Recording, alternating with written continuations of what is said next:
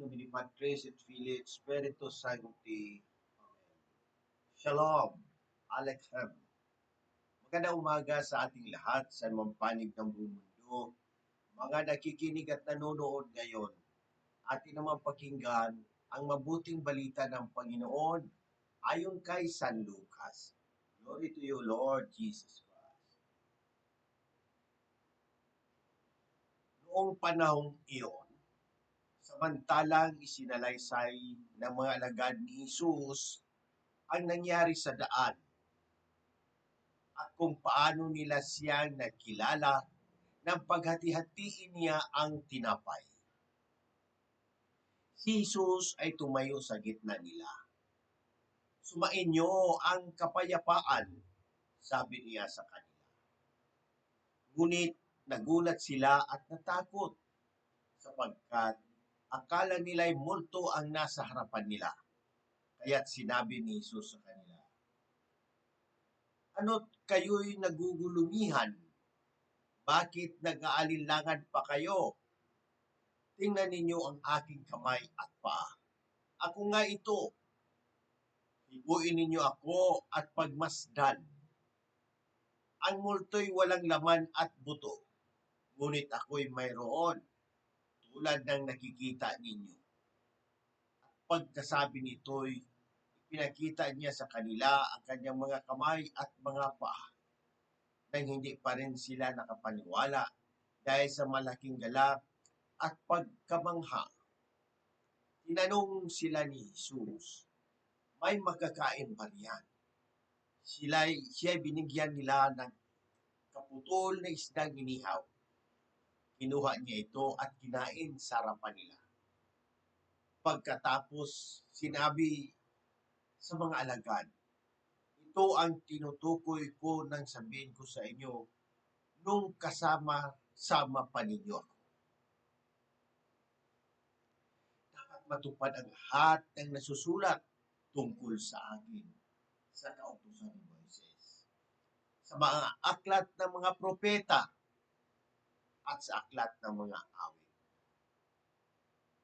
Binuksan niya ang kanilang mga isip upang maunawaan nila ang mga kasulatan.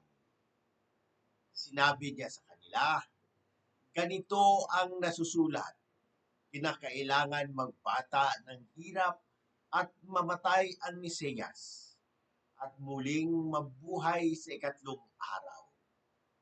Sa kanyang pangalan, ang pagsisisi at kapatawaran ng mga kasalanan ay dapat ipangaral sa lahat ng bansa, magmula sa Jerusalem. Kayo ang mga saksi sa mga bagay na ito." Ang mabuting balita ng Panginoon. Praise to you, Lord Jesus Christ. Pagnilayan natin bilang mga Romano Katoliko sa unang pagbasa sa mga gawa,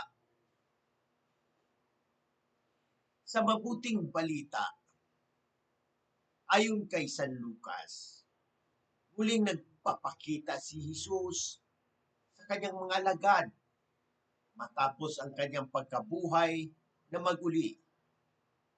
Una silang natakot. Akala nila'y multo si Jesus. Ngunit pinawi niya ang kanilang takot sa pamamagitan ng pagpapakita ng kanyang mga kamay at paa at sa pagkain ng isda sa harap nila. Ipinapaalala sa atin ng tagpong ito na ang muling pagkabuhay ni Kristo ay hindi katang-isip. Ito ay isang tunay na makasaysayang pangyayari. Sa unang pagbasa naman sa mga gawa, piniliwanag ni San Pedro na si Jesus ang Mesiyas na ipinangako sa atin. Bagaman itinakwil ng marami, ay muling binuhay ng Diyos. Tinatawag tayong magsisi at magbalik loob upang mapawi ang ating mga kasalanan. Bilang mga Romano Katoliko, ang panahon ng Pasko ng muling pagkabuhay ay paanyaya sa atin upang palalimin ang ating pananampalataya sa muling nabuhay na Kristo. Magsisi sa ating mga pagkakasala, maging tagapagpahayag ng mabuting balita sa iba, maging saksi sa pag-asa at bagong buhay na dulot ni Kristo. Tulad ng mga alagad, tayo rin ay minsan natatakot, nag-aalinlangan at naguguluhan. Ngunit si Jesus ay laging lumalapit sa atin. Dinudurog ang ating takot at binubuksan ang ating isipan upang maunawaan natin ang kanyang salita.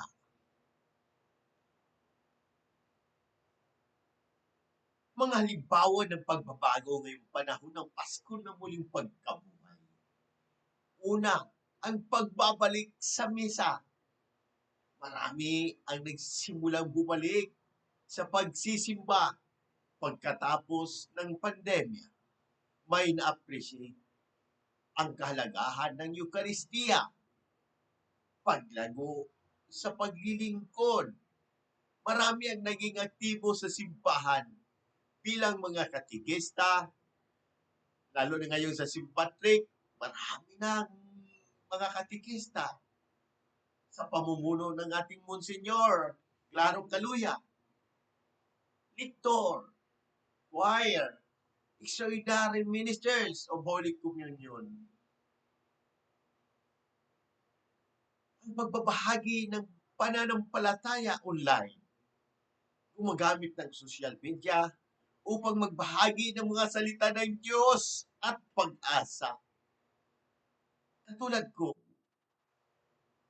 nagbabahagi ng mga salita ng Panginoong Diyos.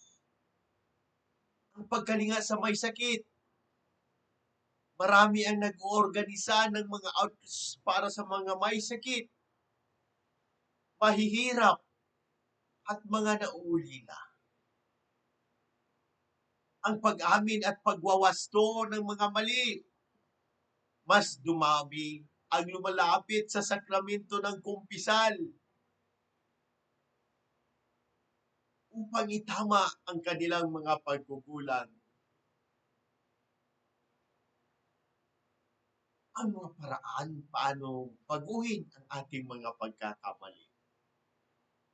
Una, magdasal araw-araw upang humingi ng lakas at gabay. Lumapit sa sakramento ng kumpisal upang hugasan ang ating mga kasalanan. Maging bukas sa pagbabago at pagtatanggap ng mga aral ng simbahan. Gumawa ng mga konkretong hakbang tulad ng paghingi ng tawad sa mga nasaktan natin, pagtulong sa nangangailangan, at pagpapalaganap ng mabuting balita. Manalangin tayo. Aming Amang mapagmahal, sa pamamagitan ng muling pagkabuhay ng iyong anak na si Jesus, isinasamo namin ang paggaling ng aming mahal na Obispo Jose Bantolo, Padre Vicente Gomez, Padre Poy Bautista, at Padre Nathaniel Cañares.